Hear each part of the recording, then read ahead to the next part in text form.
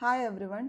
അടുത്ത ടോപ്പിക്ക് നമ്മൾ ഡിസ്കസ് ചെയ്യാൻ പോകുന്നത് ഇല്ലുമിനേഷനെ കുറിച്ചാണ്. നമ്മുടെ വീട്ടിൽ അല്ലെങ്കിൽ ഏതെങ്കിലും ഒരു ഇൻഡസ്ട്രിയിലോ കൊമേഴ്സിലോ എന്തായിട്ടുള്ളൊരു ഡൊമസ്റ്റിക് പർപ്പസിന് വേണ്ടിയിട്ടോ എങ്ങനെ ആയാലും നമ്മൾ ഉപയോഗിക്കുന്ന ലൈറ്റിങ്സ്.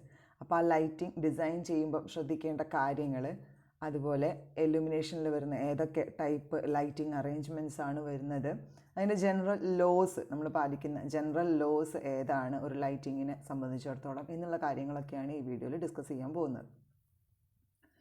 അതിൽ ഫസ്റ്റ് ജനറലായിട്ടുള്ള കുറച്ച് ഡെഫിനിഷൻസ്, ടെർമിനോളജി ഉണ്ട് ഈ ഇല്ലുമിനേഷൻ പഠിക്കുന്ന സമയത്തേക്ക്. അതൊക്കെ ഏതൊക്കെയാണെന്ന് നോക്കാം. First one, luminous flux. F അല്ലെങ്കിൽ ഫൈ എന്നാണ് അതിനെ ഡിനോട്ട് ചെയ്യാറുള്ളത്. എന്താണ് ലൂമിനസ് ഫ്ലക്സ് എന്ന് പറഞ്ഞാൽ? The flux of light emitted from a luminous body is the energy radiated per second in the form of light waves.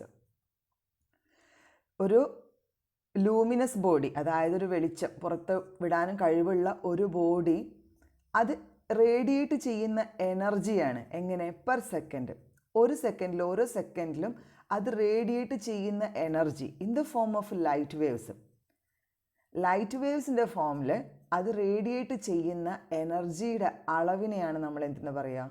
Luminous flux. അല്ലെങ്കിൽ എത്ര light waves അത് എമിറ്റ് ചെയ്യുന്നുണ്ട് അല്ലെങ്കിൽ റേഡിയേറ്റ് ചെയ്യുന്നുണ്ട്. The flux of light emitted, light emit ചെയ്യുന്ന amount from a luminous body is the energy radiated per second in the form of light waves.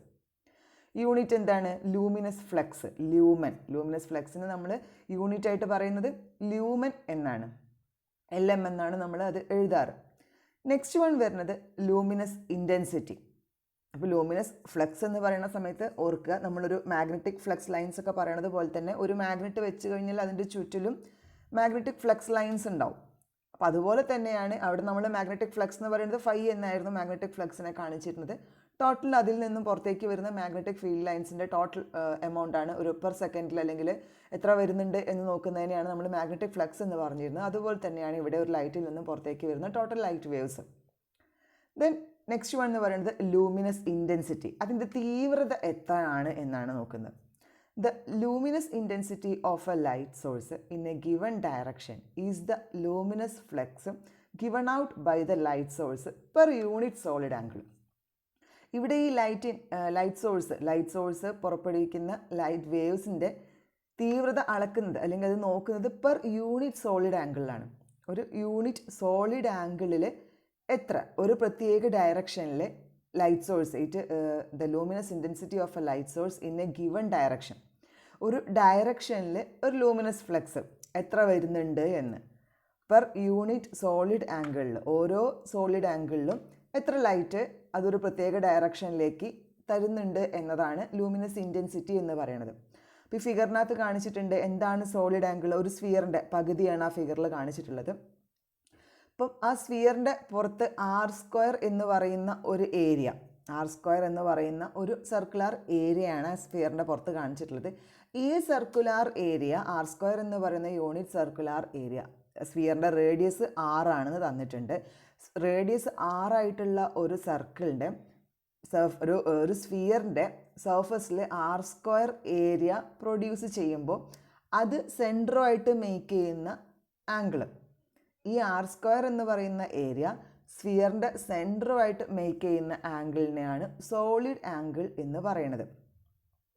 അപ്പോൾ ഓരോ unit solid ആംഗിളിലും ഒരു ലൈറ്റ് സോഴ്സ് എത്ര ഒരു ഡയറക്ഷനിൽ എത്ര ഫ്ലക്സ് പ്രൊഡ്യൂസ് ചെയ്യുന്നുണ്ട് എന്നതാണ് അതിൻ്റെ ലൂമിനസ് ഇൻറ്റൻസിറ്റി എന്ന് പറയുന്നത്, അതായത് അതിൻ്റെ തീവ്രത.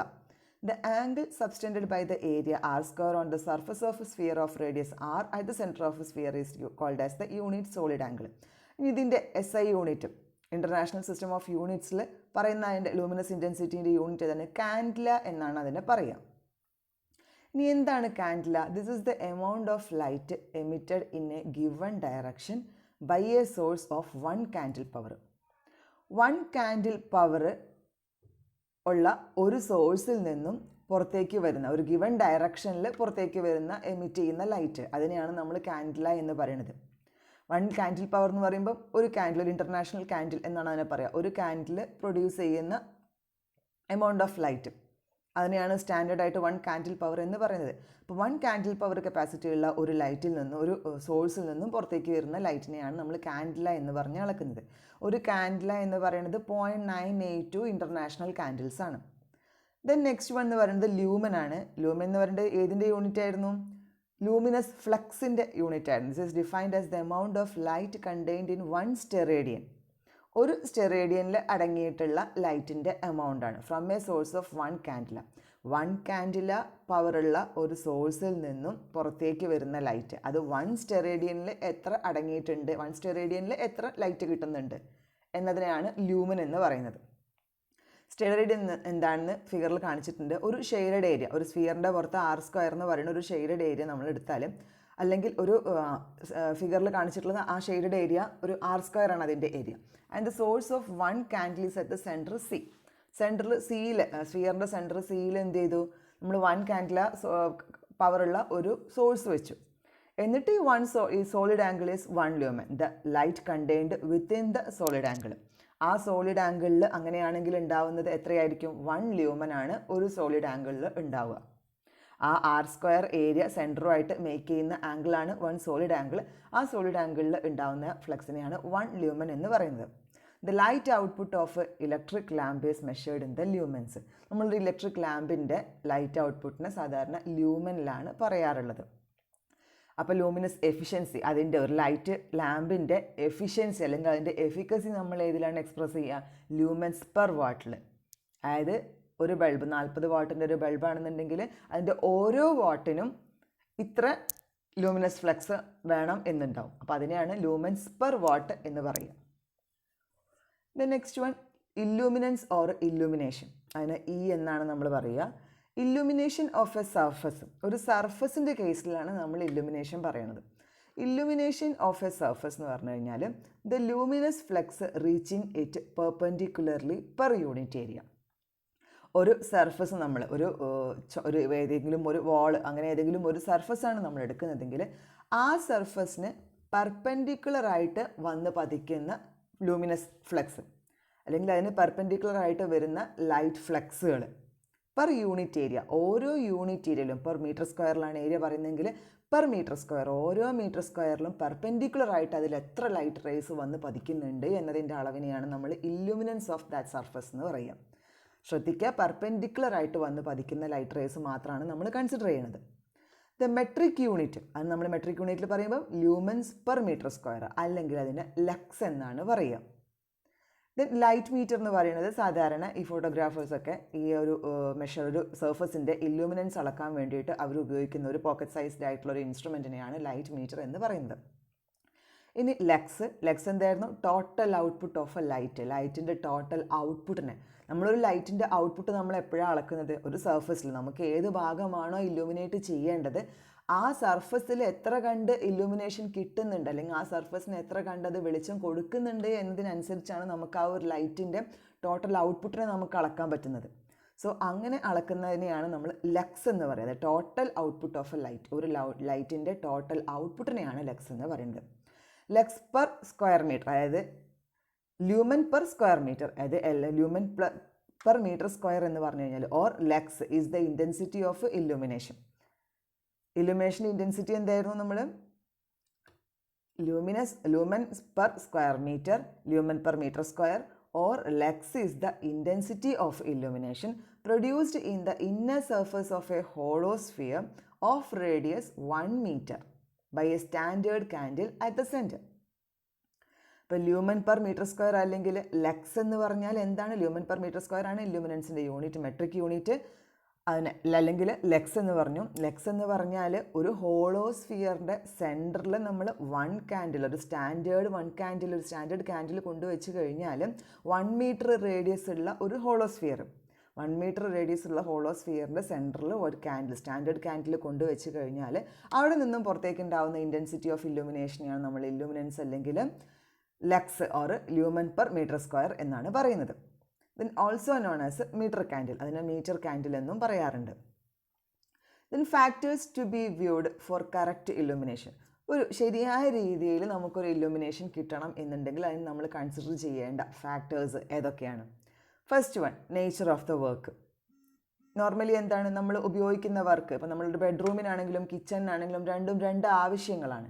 സോ അപ്പോൾ എന്ത് ചെയ്യണം, അവിടെ നമ്മൾ കൊടുക്കുന്ന ലൈറ്റിങ്, സ്റ്റഡി റൂമിൽ ഒക്കെ കൊടുക്കുന്ന ലൈറ്റിങ്, ലബോറട്ടറി, ഇവിടെയൊക്കെ ലൈറ്റിൻ്റെ അളവ് നമുക്ക് വേണ്ടത് വിവിധ രീതിയിലായിരിക്കും.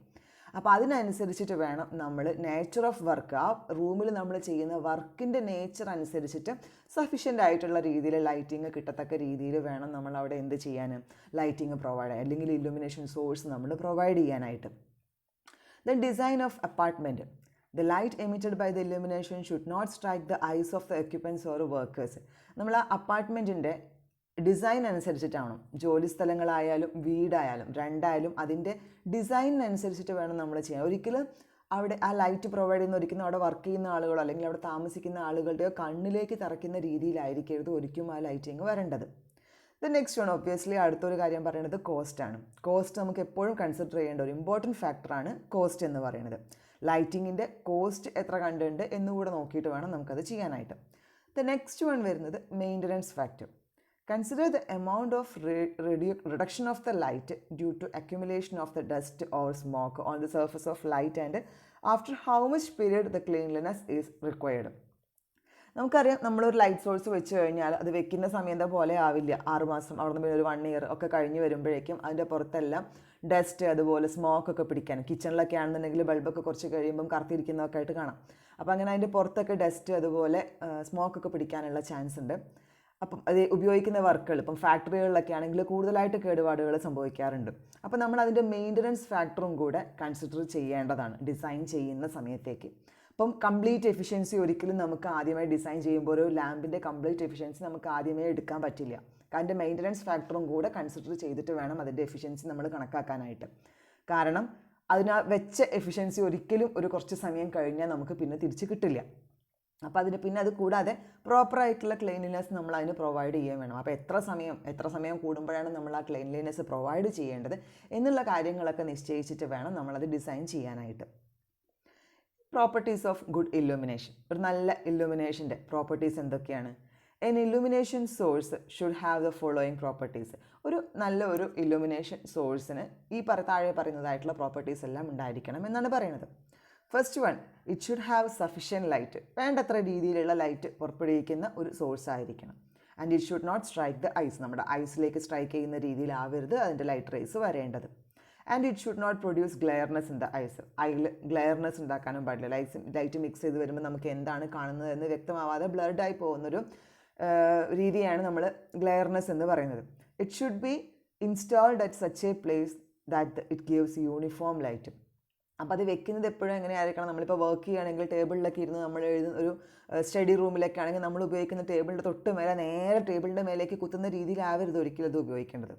യൂണിഫോം ആയിട്ട് ലൈറ്റ് കിട്ടുന്ന രീതിയിലായിരിക്കണം എപ്പോഴും നമ്മൾ അതിൻ്റെ ഇല്ലുമിനേഷൻ ചെയ്യേണ്ടത്. And it should be of correct type as needed. അത് ഉപയോഗിക്കുന്ന ടൈപ്പ് എന്ന് പറയുമ്പം ഡയറക്റ്റ് ലൈറ്റിംഗ് ആണോ, ഇൻഡയറക്റ്റ് ലൈറ്റിംഗ് ആണോ, ഡിഫ്യൂഷൻ ആണോ, അങ്ങനെയൊക്കെ കുറേ ടൈപ്സ് വരുന്നുണ്ട്. ലാസ്റ്റിൽ നമ്മൾ ഡിസ്കസ് ചെയ്യുന്നതാണ്. അപ്പോൾ ഈ ടൈപ്സ് ഒക്കെ നോക്കിയിട്ട് വേണം അത് കറക്റ്റായിട്ട് സെലക്ട് ചെയ്യാനായിട്ട്. It should have suitable shades and reflectors. ഒരു ലൈറ്റ് ഉപയോഗിക്കുന്ന സമയത്ത് അതിന് പ്രോപ്പറായിട്ടുള്ള ഷെയ്ഡുകളും റിഫ്ലക്റ്റേഴ്സും ഒക്കെ ഉപയോഗിച്ചിട്ട് വേണം ഉപയോഗിക്കാനായിട്ട്. Next one, advantages of the good illumination. ഒരു നല്ല രീതിയിൽ നമ്മൾ ഇല്ലുമിനേഷൻ ചെയ്ത് കഴിഞ്ഞാൽ അതുകൊണ്ടുള്ള അഡ്വാൻറ്റേജ് എന്താണ്? It increases the production in workshop. Normally നമുക്ക് വേണ്ടത്ര രീതിയിലുള്ള വെളിച്ചം കിട്ടുമ്പോഴായിരിക്കും നമുക്ക് നന്നായിട്ട് വർക്ക് ചെയ്യാൻ സാധിക്കുക. സോ എന്ത് ചെയ്യും? പ്രൊഡക്ഷൻ ഇൻക്രീസ് ചെയ്യും.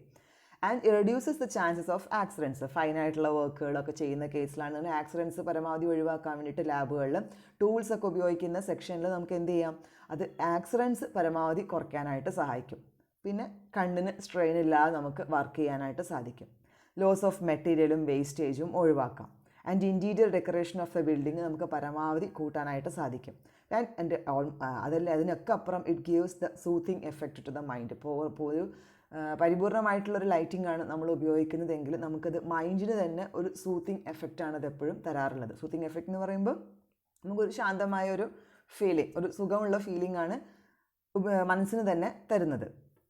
Next one, laws. നമ്മൾ ഇല്ലുമിനേഷനിൽ ബേസിക്കായിട്ട് പറയാറുള്ള 2 ലോ ആണ്. ഒന്ന് ഇൻവേഴ്സ് സ്ക്വയർ ലോയും പിന്നെ ഒന്ന് ലാംബേർട്ട്സ് കൊസൈൻ ലോയും. അപ്പോൾ എന്താണ് inverse square law? If the internal radius of a sphere is increased from 1 metre to r radius. ശ്രദ്ധിക്കുക, നമ്മളൊരു സ്ഫിയറിൻ്റെ ഇൻറ്റേർണൽ റേഡിയസ് 1 മീറ്ററിൽ നിന്നും 6 മീറ്റർ വരെ ഇൻക്രീസ് ചെയ്ത് കൊണ്ടുവരികയാണ് എന്ന് വിചാരിക്കുക. ഒരു പോയിൻ്റ് സോഴ്സിൻ്റെ അവിടെ നടുക്കിൽ നിന്നും ഒരു സ്ഫിയറിൻ്റെ റേഡിയസ് 1 മീറ്ററിൽ നിന്നും 6 മീറ്റർ വരെ ഇൻക്രീസ് ചെയ്ത് വരികയാണെങ്കിൽ അതിൻ്റെ സർഫസ് ഏരിയയിൽ എന്ത് മാറ്റം വരിക? ഒരു സ്ഫിയറിൻ്റെ സർഫസ് ഏരിയ എന്ന് പറയുമ്പം πr² ആണ്. അപ്പോൾ ഏരിയ 1 മീറ്ററിന് ആറിലേക്ക് മാറി വരുമ്പം അതിൻ്റെ റേഡിയസ് 1 മീറ്ററിന് 6ലേക്ക് മാറി വരുമ്പം അതിൻ്റെ സർഫസ് ഏരിയ എങ്ങനെ മാറും?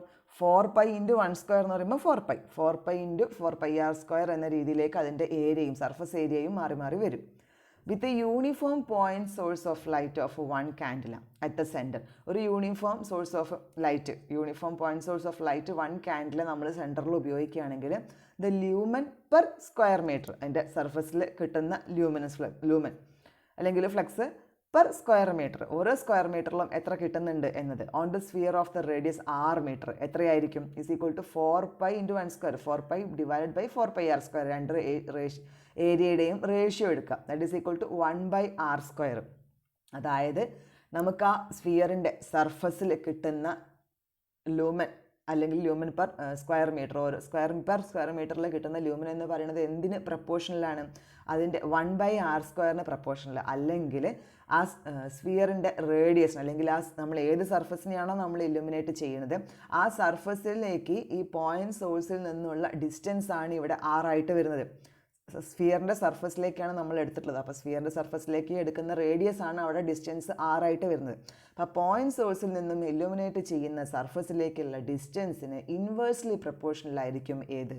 അതിൻ്റെ ഇല്ലുമിനേഷൻ എന്ന് പറയുന്നത്, അല്ലെങ്കിൽ അതിൻ്റെ ലൂമൻ പെർ സ്ക്വയർ മീറ്റർ എന്ന് പറയുന്നത് ഇസ് ഡയറക്ട്ലി അല്ലെങ്കിൽ ഇൻവേഴ്സ്ലി പ്രപ്പോർഷണൽ ടു r². അതിൻ്റെ റേഡിയസ് അല്ലെങ്കിൽ ഡിസ്റ്റൻസിൻ്റെ സ്ക്വയറിന് ഇൻവേഴ്സ്ലി പ്രപ്പോർഷണൽ ആയിരിക്കും. Hence, the illumination of a surface is inversely proportional to the square of its distance from the center. That is equal to the illumination equal to 1/r² എന്ന് വരും. Directly proportional to 1/r² or inversely proportional to r² എന്ന് വരും. അതായത് radius കൂടുന്നതിനനുസരിച്ച്, അകലം കൂടി വരുന്നതിനനുസരിച്ച് illumination എന്ത് ചെയ്യും? കുറഞ്ഞു വരും. അത്രയേ ഉള്ളൂ. സിമ്പിളായിട്ട് അത്രയും ആലോചിച്ച് വെച്ചാൽ മതി. ഇനി അത് തന്നെ Lambert's cosine law. Lambert's cosine law പറയുന്നത് എന്താണെന്ന് വെച്ച് കഴിഞ്ഞാൽ, ഒരു സർഫസ് നമ്മളെടുത്തു, ആ സർഫസിലേക്ക് ഡയറക്റ്റായിട്ട് വന്ന് പതിക്കുമ്പോഴും അതിനെ ചരിച്ച് വെച്ച് കഴിഞ്ഞാൽ, ഇൻക്ലൈൻഡ് ആയിട്ടാണ് ഇപ്പോൾ ആ സർഫസ് ഇരിക്കുന്നതെങ്കിൽ അതിനകത്തേക്ക് ഒരു ഇൻസിഡൻറ്റ് റേ വന്നു കഴിഞ്ഞാൽ അതിൽ എന്താണ് അതിൻ്റെ ഇലുമിനേഷനിൽ വരുന്ന മാറ്റം എന്തായിരിക്കും എന്ന്. Illumination is directly proportional to the cosine of the angle made by normal to the illuminated surface with the direction of the incident flux. അപ്പോൾ ലാംബേർട്സ് കൊസൈൻ ലോ പറയുന്നത് എന്താണ്? നമ്മളൊരു സർഫസിനെ ഇല്ലുമിനേറ്റ് ചെയ്യുമ്പം അതിൻ്റെ ഇല്ലുമിനൻസ് എന്ന് പറയുന്നത് directly proportional to the cosine of the angle made by the normal to inclined surface with the direction of the incident flux.